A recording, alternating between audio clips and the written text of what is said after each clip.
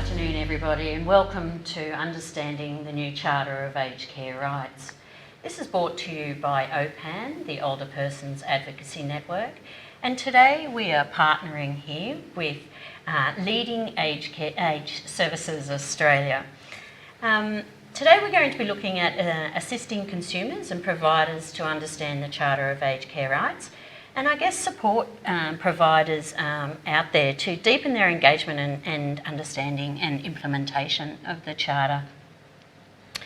My name's Marie Montgomery and I'm your host for today, and I would like to introduce the amazing panel that have given up their time to be with us today.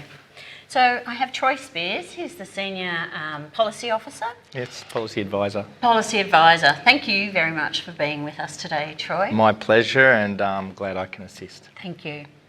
Margaret Crothers. Margaret is a regional coordinator of the advocates across New South Wales with Seniors' Rights Services. Again, Margaret, really warm welcome. Thank you. Thanks very much. And finally, down the end, Craig Gear. Craig is the CEO for OPAN, the Older Persons Advocacy Network. So thanks, Craig. Morning. Afternoon. Afternoon. That's exactly it. Fantastic.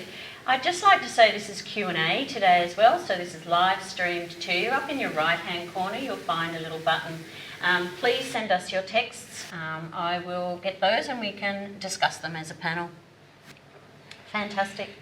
So I guess, Troy, it's been a very busy time of late. Yes. Yes, so tell us a little bit about your background and your passion, which I can see come through, and I know you do webinar series as well for LASA. Yeah. So a little bit about yourself and your passion for aged care. Yeah.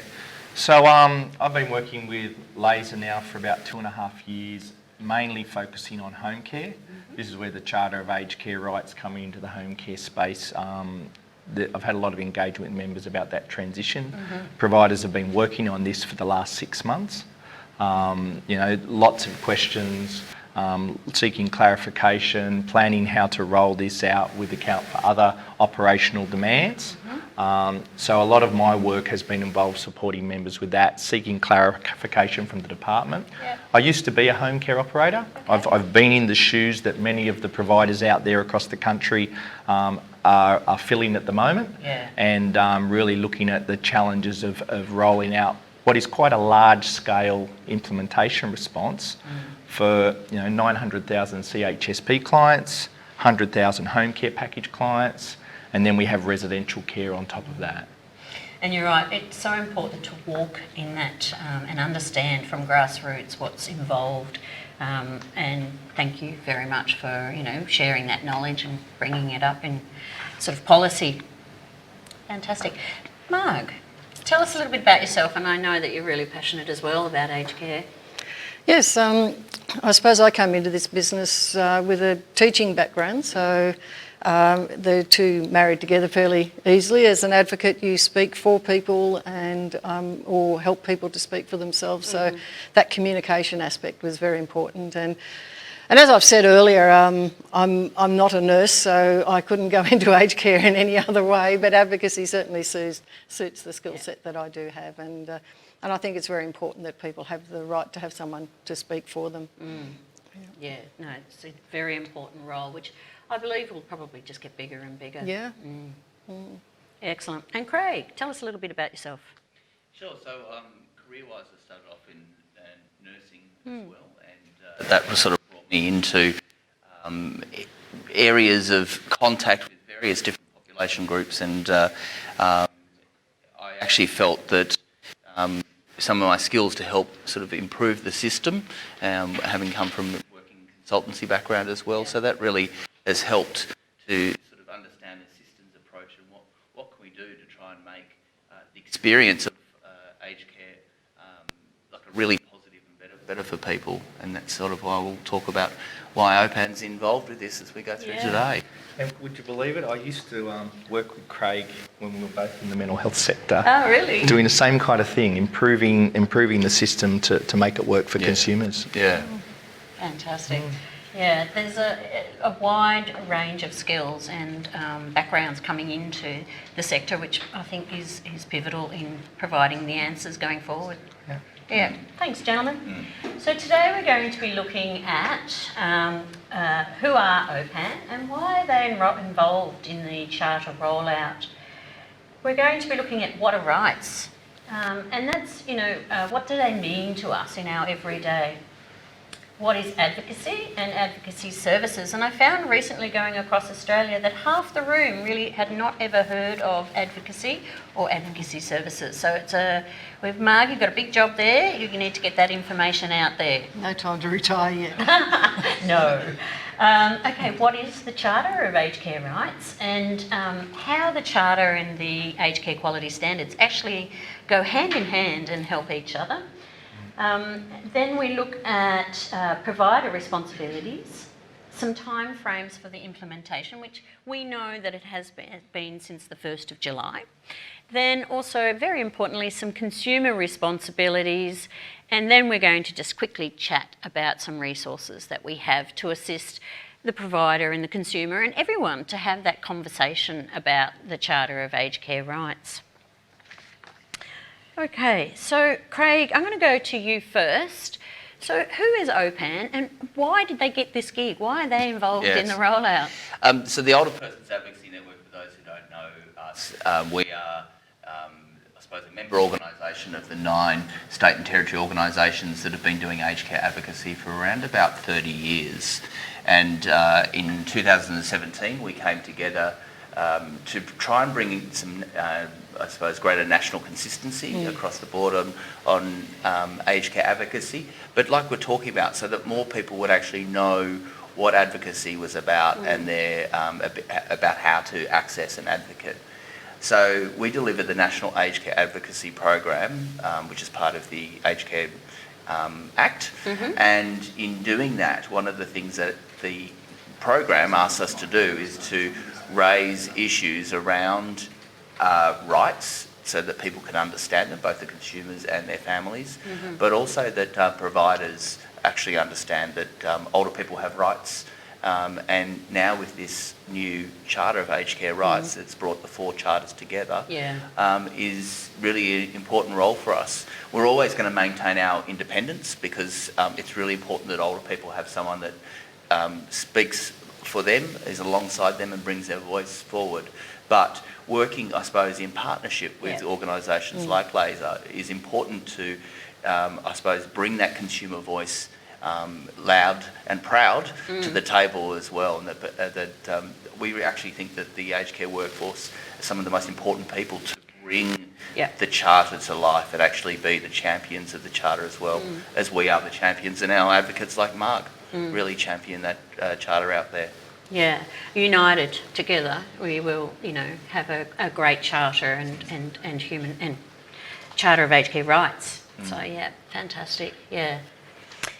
Okay, so Marg, I'm going to go across to yourself.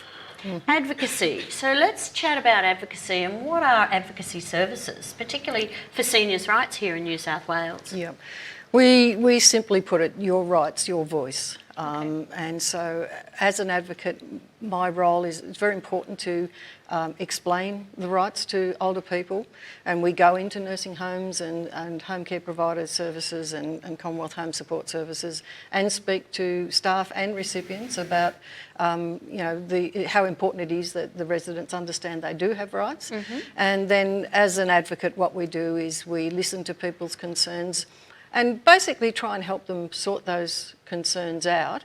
And our initial response is to go to the aged care provider and say, look, Mrs. Smith has called us, these are her concerns, what can we do together to sort it out? And that our whole concept of advocacy is to be a listener and then a helper, and then, if needed, to be a voice. But if the older person wants to speak for themselves, that's fine. We encourage them and we enable them to do that, so with providing them with the information and how to do it. But it's sort of like a support service for residents if they have any concerns. Yeah, excellent. Self-advocacy is so powerful. Yes. Yeah. And I think it's important to have that independent advocacy because one of the things I think that's quite a challenge with seeking formal support is that there's an adjustment that older people have to go from living a life of independence to actually acknowledging I need help. And the emotional toll that comes with that for some people is quite confronting. Yeah, So- and for families as well, Yeah. it becomes a really challenge as well. So those expectations around what happens next, there is a process of transition into a formal care relationship, and some people can make that transition a lot more easily than others. Others, there's things like cognitive dissonance, the ability to emotionally process what's involved, the expectations I have versus what's realistic and can be achieved, and that's where support to be able to make that transition is so critical. And the other thing we've talked about, Margie, is time. You know, the time required and the sensitivity to make that transition and the process of a conversation to support people. And it's probably timely to mention now that we don't just support residents. If family members do ring us, we will help them to understand the system and understand how they can speak up for the older person and work with the aged care provider. And that's, I think that's the important thing, is that people feel they have the right to speak up and that there is an organisation out there that will help them if they want to do that. Yeah. The conversation, I think it's starting to have that conversation and starting early, being prepared. Yes. And I guess having a look at what your ageing looks like. How does it feel? What do I want in my ageing? What's important to me? And have those discussions with family and shop around for providers in your area as well. I think all that's very, very important. Lovely. All right, so next we're going to be talking about rights. So human rights are something that we don't really reflect upon unless they've been infringed upon or taken away. And yet they're so fundamental to our daily life, for security, for education, for healthcare. And they're based upon, I guess, dignity and equality. So Craig, across to you, human rights, what does it mean to yourself? Yeah, and I suppose being an organisation which we say that we're rights-based, and coming into this organisation was a really interesting thing to think, well, what does this actually mean, and what does this mean practically? We don't have a Bill of Rights in Australia, but we do sign up to a number of human rights treaties. And I was at the Jewish Museum in Sydney for an event, and it was interesting there that some children had been in and written on post-it notes about what they saw were rights and what did they mean to them. And there were things like, you will respect me. It's what I can expect as a citizen of Australia. It's the way you'll treat me with respect, and those sorts of things. So they're around that sort of, what is your expectation of the system or expectation as a citizen?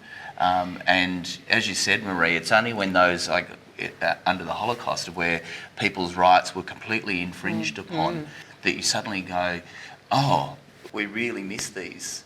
And the Charter of Rights, I suppose, is that then ability to hold that up and say, this is what you can expect from the aged care system, which is a good thing.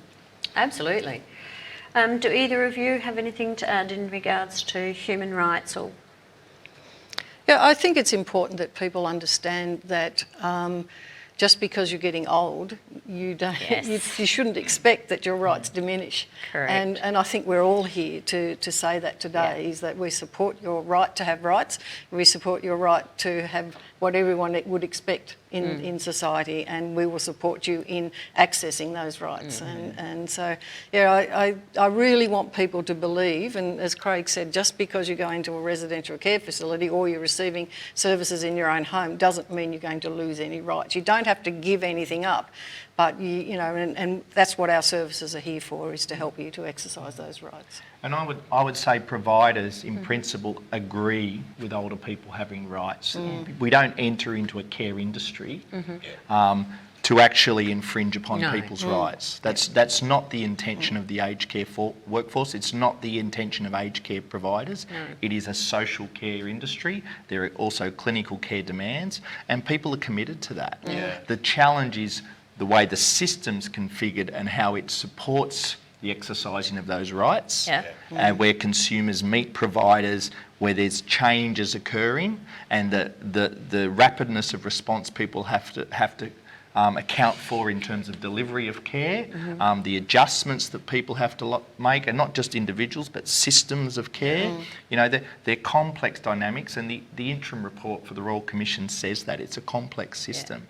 And I think the challenge is, how do we do that in a way that is collaborative and in partnership? And I think that's where we're heading with this charter. Yeah, and you touched on it before, Troy, but it really is, I mean, having come from nursing as well, I think we forget when we're in the caring and social roles about the power differential that it naturally just falls that way. When you're delivering care and services to someone, you're in a really powerful position.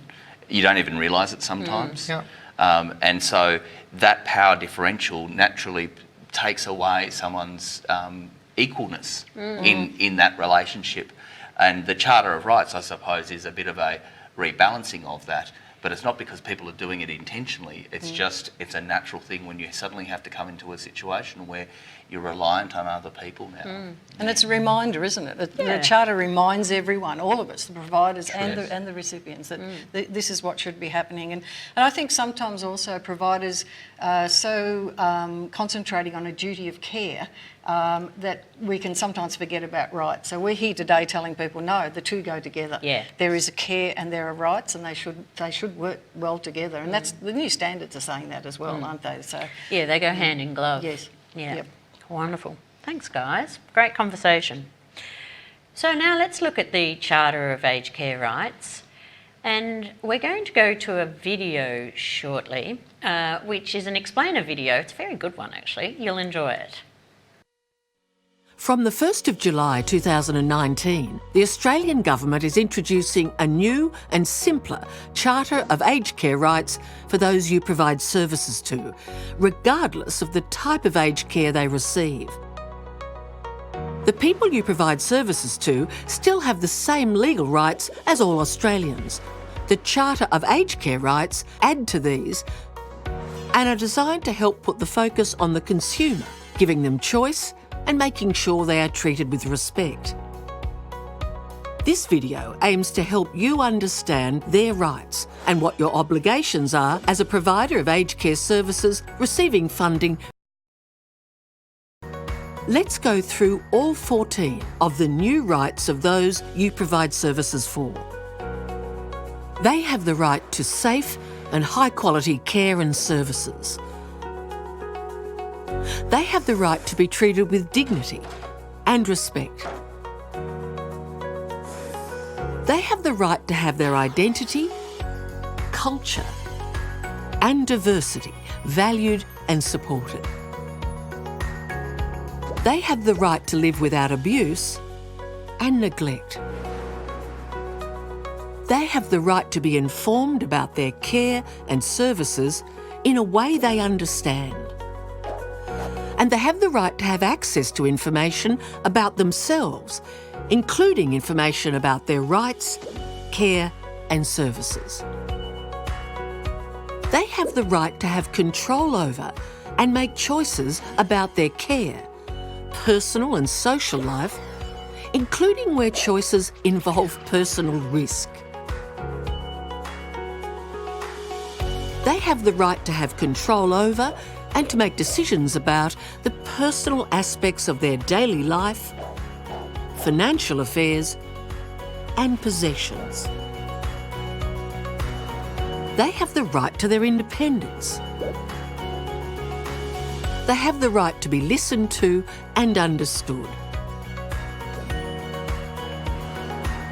They have the right to have a person of their choice, including an aged care advocate, support them or speak on their behalf. They have the right to complain, free from reprisal, and to have their complaints dealt with fairly and promptly. They have the right to personal privacy and to have their personal information protected. And finally, they have the right to exercise their rights without it adversely affecting the way they are treated. Really love that video. Those characters, they just come alive, I think. It's fantastic. So, as that discussed, the Charter describes the rights of aged care consumers and puts the consumer at the main focus. And they're written in such a powerful but simple way. It's a really powerful set of Charter of Aged Care Rights. Sorry, I'm stumbling here. This booklet actually on page 1 has them written out very clearly. And we're going to extrapolate them. And I'm going to go to the panel and say, which one really resonates with you the most? So Troy, I'm going to go to you first. Yeah, look, I'd probably take the angle that I look at where the sector is in terms of the transition to these new rights. We see it happen on the back of the new aged care quality standards. And in that, for the first time, we see consumer dignity and choice coming up front and centre, with the consumer in the centre and the care and the governance arrangements extending from there. So the one that I find is often a topical point, and I'll highlight, is the Charter number 7, which is really playing on the issue of dignity of risk versus duty of care for the provider. A client wants to make a choice, but the question then is around, does the client understand the level of risk that's associated? A provider can be challenged around, do I feel comfortable offering that risk? And then the question is, how do both the consumer and the provider adjust with that being there for them in terms of the way we go forward in partnership? And this has been something the sector's been grappling with for probably the last 18 months, I would say, in looking at consumer-directed care. How do you do that? The good thing is the Charter point number 7 really articulates it quite well. The provider's responsibility is to provide all the information so a consumer can fully understand the consequences of their choice. Informed consent idea, isn't it? Well, we can't make a decision without the information. We can't solve a problem without correctly understanding the problem. And we're seeing people that are confronted with life changes that can be quite emotionally confronting. The ability to give information to help someone understand that. You know, we go to university for 3 years to understand the complexity of some of the choices to make around critical clinical issues. Asking an older person to absorb all that information in an hour conversation, a family, go away, think about that and give me a call tomorrow, that's a very challenging request to make. But the challenge is, how do we support consumers to sit with that information and then have the space to make those choices and come up with care arrangements that account for dignity of risk, but try to cover off some of those risks as well to minimise risk. You know, we don't want people making decisions that leave them with adverse outcomes. But we do want to allow them to have as much independence, quality of life, you know, all those things we would want for our own family. I think providers generally do want that. It's that change of doing that. It's, if I give someone that choice, is there an adverse consequence for our organisation, the risk-aversive organisation? And that shift that providers are then having to make to account for that. And the key thing is that providers are starting to realise, as long as I give all the information, as long as I document, that's the key point. You've got to document it. And it's not a one-off conversation, it's a process. It's you know, the way I would have typically done it as a home care provider around some of these issues is I go out and I have the conversation, and at the end of that conversation, which can take about an hour, I will say, how about I go back, I'll write you an email and I'll just outline a summary of some of the key things we've talked about. So I consolidate it and chunk it into palatable bits of information, because they're completely overwhelmed, but they appreciate the thought that a provider gives and the time a provider gives to do that. You then give that back, and you can also specify the kind of action points that you agreed to, that then become a documented script of what's happened, and then become a point to follow up later. Have you had a chance to think about some of the things we had talked about? That then becomes the process of supporting someone to make an informed choice with account for the risks. And so important, because as you say, they're often at a pivotal time in their life where they may be vulnerable. There may have been some event that has actually come through the acute sector, and then now we require aged care services. So, and I think the challenge with that one, though, for a lot of providers, given what I've said, in principle we all do it, is when you have a time-pressured situation with a significant risk. For example, in a residential facility where the choices a consumer makes are impacting on the rights of others in that facility, a provider has a pressured position. I have to respond and protect the rights of all the residents. But if I do that, am I infringing the rights of that individual? What choice can I make? Whose responsibility is to make that choice? And I think that's why we're starting to see the Quality and Safety Commission come through with clinical governance frameworks and those kinds of processes to help the sector make the transition around dignity of risk versus duty of care. Yeah. Excellent, thank you. That's okay. Margaret? Well, I suppose a good segue for me then is to say, well, the advocacy right is really important, and that follows on what Troy's saying. If you are concerned about something, or you feel that you're being blocked from taking that risk, and you want some support or you want help, that's where our independence and our ability to work with the older person and help them to understand where the aged care provider's coming from, but at the same token reinforce the fact that yes, ultimately you do have these rights, and we are here to help you to understand the risks, but also to understand that if you've got the capacity to make that decision, then it is yours. But as Troy said, you must be fully informed of the risk, and so that's where our service is really important. We're getting more and more of these calls as the new standards become operable, is that people are saying, well, no, I actually want to do these things. I want to, go out and have lunch with my friend and drink 6 beers, even though, that's a bad example, but but that whole concept of going out and making decisions for yourself and doing what you feel is your choice and your right to do that is really important, and we will support people understand that right and fully support them either to make application to the aged care provider if they felt they're not being listened to, or they want someone to talk on their behalf. We will do that, and ultimately though that whole right to have an advocate, whether it's a family member or whether it's our organisation, Older Persons Advocacy Network, or whether it's a friend. It's important to know that they are supported in that decision making and understand all the implications that are involved in taking that risk. Excellent. Thanks for that. And finally, Craig, across to you. So which of the rights resonates?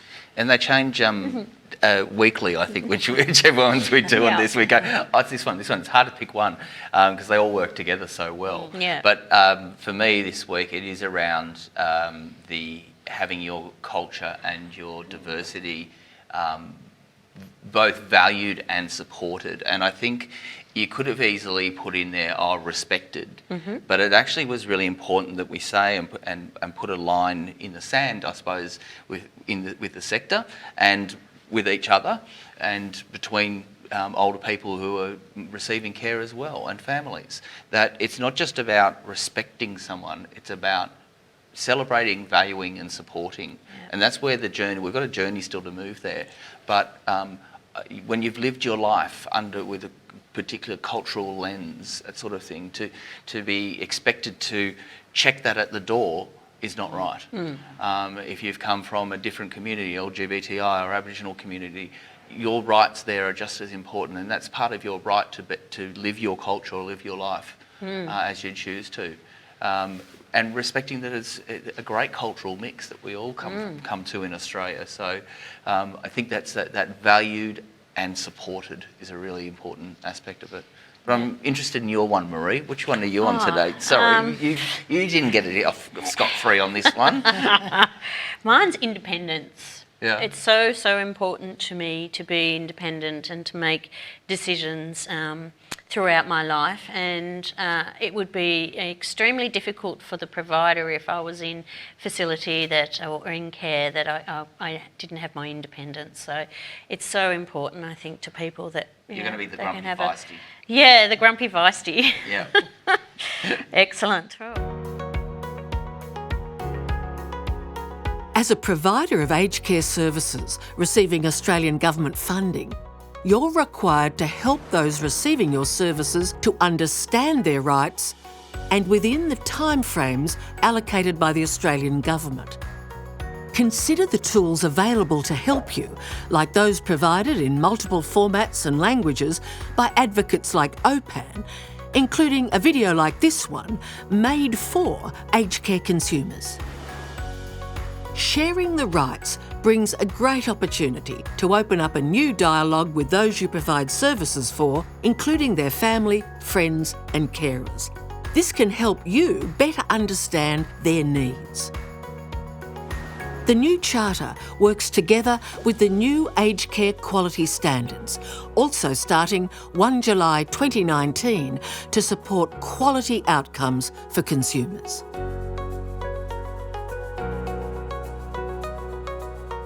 While people receiving aged care have these rights, they may need to be reminded that others have rights too, including you. Everyone should feel safe and respected. They may also need to consider any existing care agreements previously made with you. All right, let's go to a question. So we've got a question here from Susan in northern New South Wales. What is the difference between the previous 4 charters and the new single charter? So I'll shoot to you, Craig. I'll go first, then Troy go after that. I think where the interesting thing was when they created the single set of quality standards, and then they had these 4 charters of rights and responsibilities as they were there. One, there was a purposeful decision to go to just rights because it was about a resetting of the relationship and the power dynamic. So that was one thing. Secondly, there was the issue of, well, hang on a minute, just because I'm getting support in home or I'm getting flexible care or short-term restorative care, why are my rights different? Yeah. And I think that was the interesting thing to go, yeah, actually, okay, the setting might be different, but the rights are actually should be the same. So to be able to bring that together, and look, it was a hard fought, many discussions, many meetings about what was the right phrasing and could you bring this all together into one set of 14 statements that would empower people to keep their dignity and rights as they went forward. And I think they've done a pretty good job, actually. I think they're very easy to understand, but powerfully written. So I think they've done a great job. I mean, Troy, you've worked across sectors and settings. What did you think? Just thinking about that question, I wasn't there when the 4 sets of rights were set up, but I could make an informed guess that I think probably one of those 4 portfolios led the charge on the development of a documented expression of consumer rights and at that time responsibilities. A partnership approach regarding what can we expect from each of the parties in delivering high quality care. As that's evolved and seeing the vision of where we need to take care in the future, which is you should be able to have high quality care irrespective of the setting in which you choose to live, and you may transition between settings. When thinking about that as our outcome, then it doesn't make sense to be having 4 separate documents and you've got to transition from one set of rights to another. Clunky. The issue of trying to find a unified approach to think about what is the right expression of rights for a consumer is important. The other key thing that's changed with those 4 sets of rights moving over to one set is the way responsibilities are now managed. They were articulated. Now what we see is that the management of responsibilities now fits more in with Australian consumer law and the way agreements play out. You can only deliver what you can deliver, and that needs to be upfront and communicated, and a consumer is signing agreement relative to those responsibilities. Your role as a provider is to articulate that as part of an agreement, and that will be the same with any agreement, whether I'm purchasing a mobile phone, I need to know the terms of that agreement and my responsibility as a user of that phone before I make that signing. If I infringe those responsibilities, then there will be a consequence. It's that contract type idea sort of thing. Yeah, it's contractual arrangements. The challenge is, responsibilities and rights in this environment is in a very pressured environment. People are often going into hospital and then into resi care, and it's a pressured decision. There's a pressure from the hospital to vacate that bed on a Friday night. We need somewhere to go to. I've got to absorb all this information. I didn't expect I was going to go into resi care. I want to go home. And all these pressure dynamics create for a real challenge around the articulation of rights and responsibilities. And I think there's work to go. I think there are some excellent examples with industry of how to do that well, but I think there's others that can still see there's room for improvement, and it is a process of evolving as we go. These rights are in place now for a relatively short term, and I think we'll see maturation of processes over the next 18 months. Yeah, an interesting time actually to watch. I think with the Royal Commission as well, this is an opportunity and one of many tools, but a really strong tool to actually say, if we can say that we're going to commit this to you, these 14 things we commit to do with you and for you, I think it starts to build trust back into the system as well. And that's part of the issue at the moment, is there's been a loss of trust.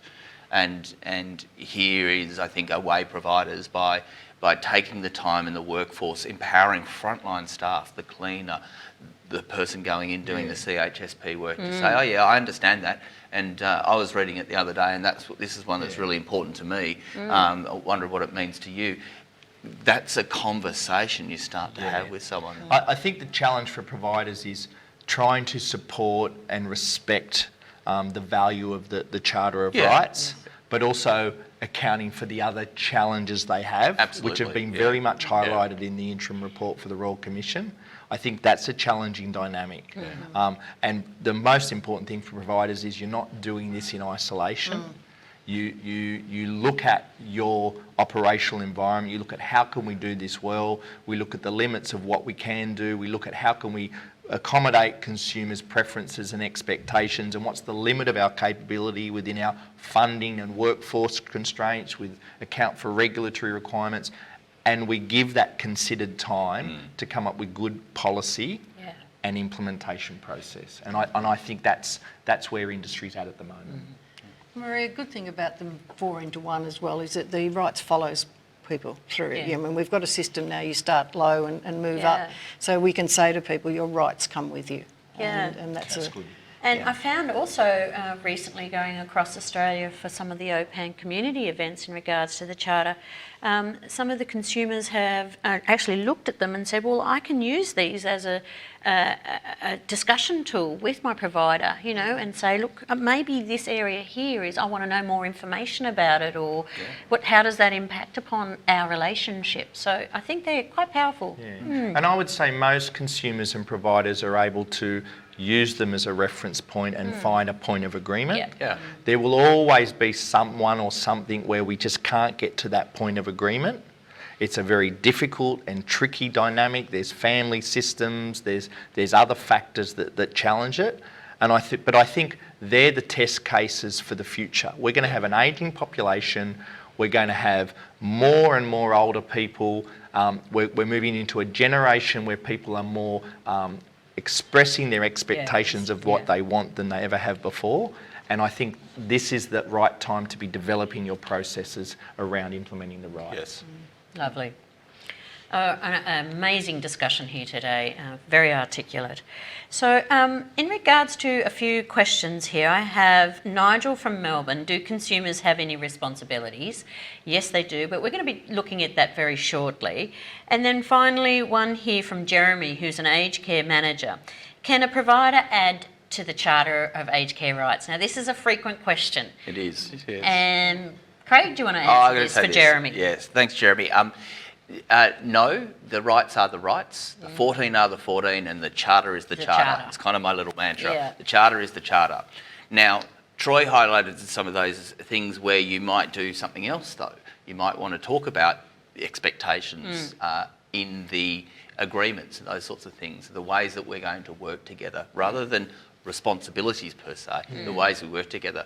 Marie, hold up this wonderful resource that you've got here. There's pages 10 to 13 in that, and we will touch on it a little bit later, but it does give some explanation. We would like to see providers using this brochure or this booklet a lot more, because I think it is really a real assistance to you, and it steps out the Charter, as well as it does give you a number of examples of responsibilities in there as well. So great case studies. That's often where people have said, we want to add something because we feel that part of it's missing, but it's important that people understand that one pager is it. A classic example in home care. So we know with the introduction of the single rights, there's been an amendment to the Aged Care Act, the legislation around the user rights principles. And within that, the key responsibilities for consumers are, one, they have to pay their bills within the specified time that's in your contractual agreement. And two is there has to be respect for worker health and safety in providing care. Those two things cover off a lot of what would have traditionally been in the responsibility section. But there may be other things that were in those responsibility section that you feel are important. And the classic example is in home care, under the Modern Award, if a provider rosters a worker to go out to a person's home and there's a late cancellation in less than 24 hours, the provider is obliged to pay that worker for that shift, regardless of whether they go to the home or not. Yeah. So in a contractual term, you need to communicate to the client that if you give less than 24 hours notice, we need to pay the worker, so we will need to bill you for that, because we just don't have the money to pay people for shifts if we're not getting a return on what we're meant to be providing. So agreeing on that principle as a reasonable principle for a contract for care delivery in the home. It's your terms and conditions back again. We're both up front. Yeah. Everything's specified before we enter in. If I agree to that term as a consumer, then if it comes to exercising that, it's not an infringement on rights. It's a contractual term for the delivery of a service. And I think that's where the responsibilities needs to be thought of. We need to make sure our contracts are written well, and that's where you should be seeking legal advice from people who have experience in developing agreements for the delivery of aged care services. And it comes back to the right to be informed, doesn't it? Yeah. So if the client True. is informed clearly, then they will understand and it won't be a point of contention. So responsibilities, rights, they do work together. Yeah. Excellent. So let's move on to the aged care quality standards and how they actually align with the Charter of Aged Care Rights. So the Charter and the aged care standards, they come hand in glove, don't they? The standards provide a strong framework for governance and clinical care and other pivotal areas, and then the Charter adds that humanistic value, doesn't it, to the framework. Troy, do you want to add anything more about the alignment? Yeah, look, LASA's done a lot of work around the quality aged care standards and supporting industry in their transition to those standards. One of the main things that I think comes out as we go around is that you can cluster the standards into three main groupings. One is around consumer engagement and consumer choice. So if we take standard 1, consumer choice and dignity, standard 6, complaints and feedback, they are all about the engagement of the consumer. And that's the thing we need to get good at, is how do we do the relational based care? Yeah. How do we get that? We then we have standards 2, 3, 4 and 5, which are all about care delivery. That's our bread and butter. That's where we've come from. That's what we do well. That's where our systems are more well matured. And then we have the governance and management, standards 7 and 8, which is where we look at the workforce and the leadership. And I think what you look at, if you look at the standards, the rights, there are some there that are around those complaints and processes and that respect for choice and dignity that align with that grouping. There's the expectation of high quality and safe care. Those are the things where it starts to align really well. So I think for providers, it's understanding how do we take those standards and then where do the rights fit in terms of my processes or policies relative to each standard. And I think if a provider can show that those rights are reflected in each of their policies and processes, that they're mapping against the standards, then I think providers are on the right track. I think there's a real, if you can get your staff to understand this as well, almost if you are in the older person's shoes, what does this mean? Well, you've got the standards, like you said, around care and delivery, and then right one is them saying, well, you can expect a high quality service from us. We're going to give you really good care. And then staff realising that it's not two separate things. They work really nice in tandem. And Craig, just thinking about what you're saying, the other thing that we've communicated as we do these workshops is when we look at the quality review processes, assessors are going out and asking consumers around, is this happening? Yes. So a classic example is, how do we know we have a high quality workforce? Well, you want to make sure the training schedule that you're delivering to your staff is in a public space where consumers know training is occurring. If that schedule's in the kitchen or in a staff room and the consumers don't know that training's going on, they're not going to be able to articulate it. So I think if we think about some of the things we're doing to support the rights being implemented, it's a matter of making that well known to consumers that that's what we're doing. Yep. So when the reviewers come out and ask the questions, how do you know? Yeah. How do you know quality is being delivered? It needs to be more than just the poster of the rights up there. The poster's important.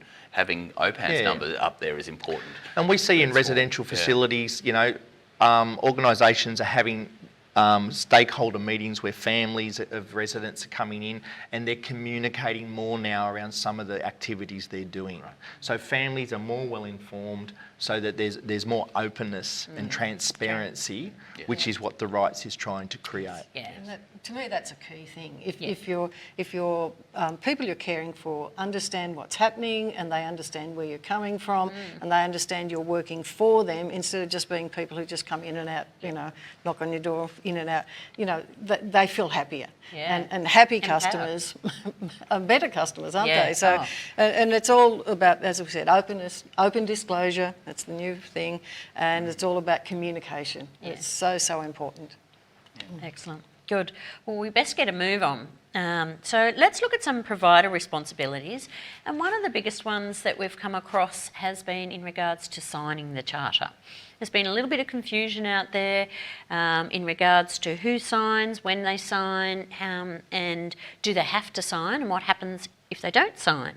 So we're going to go quickly to a video about signing the charter.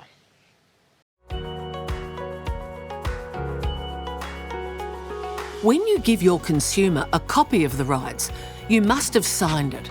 This shows that you understand their rights. If they're comfortable doing so, we encourage aged care consumers to sign their rights. By doing so, they're showing you that they understand and recognise their rights. Consumers don't have to sign, however, and should receive the same care and services regardless of them signing or not. If your aged care consumer is not comfortable signing or they have concerns about their rights not being upheld, they will be encouraged to talk to you, their friends, family or carer, or for independent help to contact OPAN, the Older Persons Advocacy Network, on 1800 700 600 or by visiting opan.com.au. Alternatively, they can ask for more information, give feedback or raise a complaint about their services with the Aged Care Quality and Safety Commission by calling 1800 951 822 or by visiting agedcarequality.gov.au. If you have any concerns about the rights of those you provide services for not being upheld, please discuss this with your manager. Or if you can't resolve the issue, you may anonymously raise a complaint to the Aged Care Quality and Safety Commission by calling 1800 951 822 or by visiting their website at agedcarequality.gov.au. Remember, if you would like more information or tools to help you share the rights with those who receive care, visit opan.com.au. The Charter of Aged Care Rights, proudly shared by OPAN, the Older Persons Advocacy Network, and quality aged care providers across Australia. The User Rights Principles Amendments says we need to provide a consumer or their representative reasonable opportunity to sign it. Okay. So a consumer doesn't have to, but they need to be offered. And your responsibility is to explain that information. There's no specification on how you do that. Yeah. You need to account for your operations. For example, if you're a CHSP provider that provides thousands of consumers services and they're all in place already and they're happy, how you communicate that may be very different if you're a small home care package provider where you've got someone going in regularly and doing face-to-face. So you do have, the Department of Health does recognise that there needs to be account for your operational environment. And one of the parts that they've done in recognising that is about giving OPAN some funding to help support people to understand the charter further. So we've got a free 1-800 service that's operating 8 till 8, Monday to Friday. And that's where you can give our number. We'll put it up on our website, the number afterwards. But you can give that to the consumer as you give them the letter or the booklet, and say, hey, call an advocate, call one of the special service at OPAN, and they can help step you through it and check in if you've got any questions. And that was partly recognising that some of this is sporadic or episodic in when you have that connection, and people are short-timed as well. It doesn't take the responsibility off the provider, but it's a complementary service. The other one I'd say is the explainer video. The one that we've just showed you, there is a consumer version of that, and download it onto your mobile phone. So put it on your phone, take it in, while you're doing, if you're a home care provider or CHSP provider, and people are undertaking the care tasks or the daily living tasks, let the person sit there and have a watch of that. It's interesting when I think about the kind of feedback and the engagement with it we've had with our members across the country around the initial implementation of the charter. I think there's been an appreciation that the Department of Health have extended the time frame for CHSP given the enormity of the program. So it's good that that's happened. We know that with the way home care package programs is designed, there is a lot more regular face-to-face engagement. So the ability to introduce the charter, have a conversation, provide reasonable opportunity to sign the charter, document that engagement process, that's fairly straightforward. But for CHSP providers, where you're using a volunteer workforce or where you're not doing face-to-face such as meal delivery services, some of those things create more challenges for how do I implement the charter. And they're the kind of things that providers have been grappling with. The other one as well is around where you have multiple CHS providers coming into the home. And how do I manage my responsibilities knowing that I've got 3 other providers that are all having the same issue, and you know who's in first and who's already introduced it, and a consumer doesn't want to sign 4 of the same thing. No, but if they did get 4 copies, then you go, great. It's showing that all of us are going to actually respect your rights and that sort of thing. We're happy to take on our 1-800 number to take calls like that, even if they're from providers as well. We're independent, as I said, but that sort of advice we think actually provides a much stronger rights-based environment for older people. So there is the ability for people to ask, well, what do you think of this situation, and call that number and I think that the key responsibility of providers in this is when an issue or a dynamic comes up that where you're not sure, seek advice. Seek advice, good idea. Seek advice. LASA has advice line. Craig's saying very clearly that OPAN has been resourced to support people with the implementation of the charter. Your responsibility is to seek that. Get that clarification, then put it into your process and go forward with what you're required to do. And we'll always come from the voice of the consumer or the consumer's side, but it's about that partnership approach. I think that makes it better for all, isn't it? I think we encourage people to sign it because it's an agreement with you, between you and your provider, and they are your rights, and that's why we encourage people to sign it. It's not the provider's rights; they're your rights, and that's very important to reinforce with them. Take time. Listen, sit down. And I think one of the challenging things also is around the family system around the consumer. We will often focus on, all right, well, I need to introduce to the consumer. The consumer is my client. But really, sometimes it's the families that are making decisions. So the question is, how far do we go with communicating the Charter of Aged Care rights within those systems? You know, an enduring guardian or a power of attorney, they might be clear ones you would do that. But where those formal processes are not up, there are still other people in that system making decisions. I'm just wondering what your thoughts are around that. Well, we often get calls about that, and it's a family member, and they say, what are my rights? And we say, well, actually, they're not your rights at all. They're your mum's or your dad's, and you can exercise them on behalf of your mum or your dad, but they're not your rights.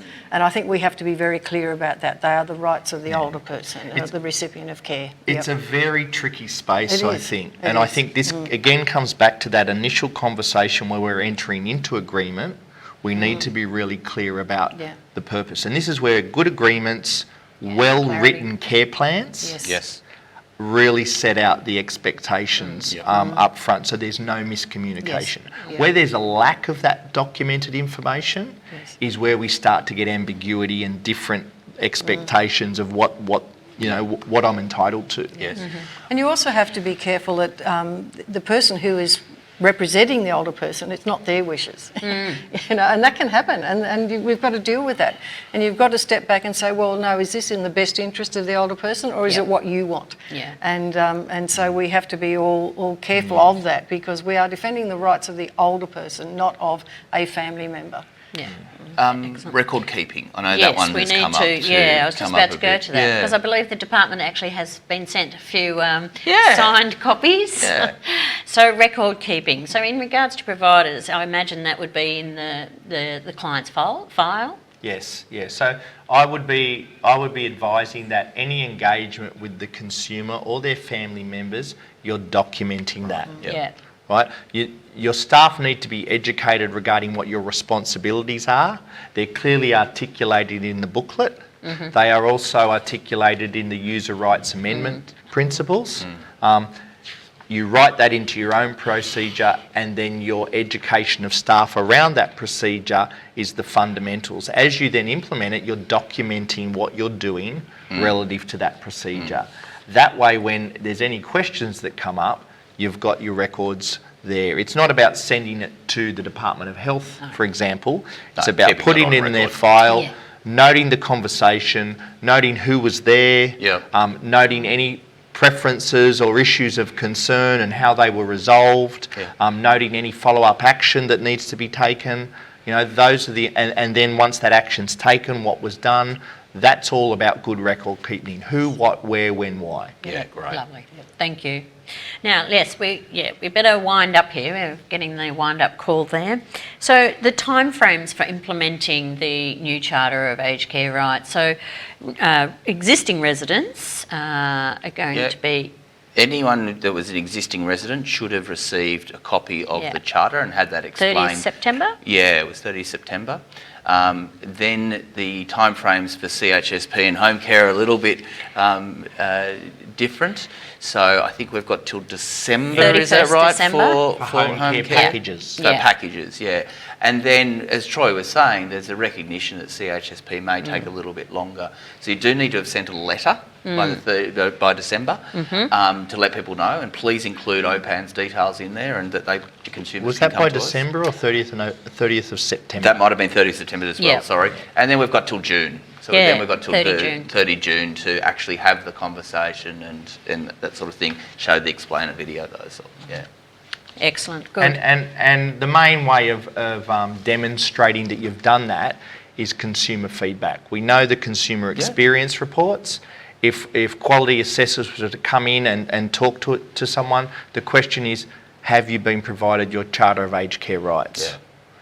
Which documents that? And so then there's a process, but if you've had it and you've got it documented in your records that you've done it, then it may just be a trigger, and you'll get some consumers that will remember and some consumers that may not.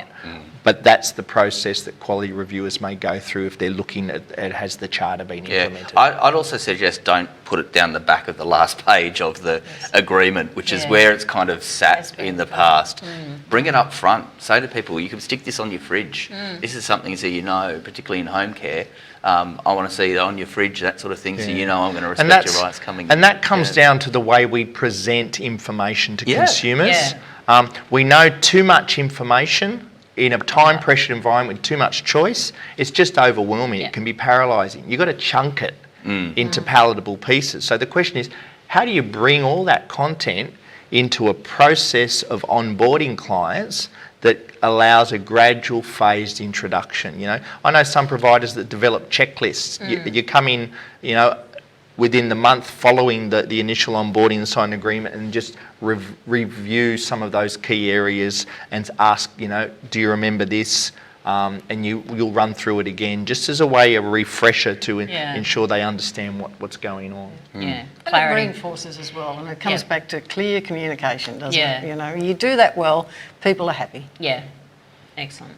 Okay, so consumer responsibilities. Craig, do you want to discuss a little bit more I think we've about touched on a lot just of a few those, minutes? but I think that the key message here is that we've all got rights and we've all got to respect each other's rights. So there's a mutuality or reciprocity in that. Yes. So I've got to respect your right to your culture and dignity and have that valued, vice versa. So I think the more we can get that message of the mutual rights, the better, and people will kind of understand that's a good framework that people can think in. I think we touched on some of the other things around the safety and those things, but booklet, page 10 to 13, I think is a really good way to help people to understand those. My responsibilities: respect, safe environment, information, fees.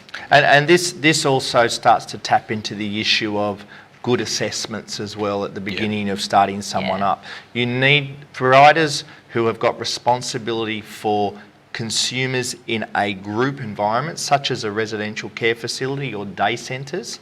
It's the mix of those clients and the skills of their staff and the processes you have to account for the dynamics. Some of that can be quite challenging. You can't control everything. So I think, you know, there are some tricky points there around responsibilities and where it appears that one consumer's rights have been infringed by the way another consumer exercises their rights. I think that's a tricky space and we've still got a long way to go. Yeah, I think it's very important that the consumers realise that their rights are no more important than any others. And if we come from that level, then it helps to sort of sort out some of these. Because there is a sense of entitlement sometimes. And there's also the challenge of security of tenure. What happens when someone does infringe on someone else's rights? How does that play out? You know, I think that's a challenge, and I don't think we're there yet to look at how we do that well. I think it's a very pressured dynamic in trying to do the right thing. Yep. Okay, so we need to wind up here. We're almost at the hour. There are some great resources on the OPAN website. And the webinar that you're watching today is available to you in the next, say, 72 hours. There's always the booklet. Please ring the 1800 number for the charter. And I'd like to take this opportunity to thank you all very, very much for taking the time to have this conversation, and a great conversation it was. Thank you so much to each of you. And we're going to say goodbye. Take care, everybody.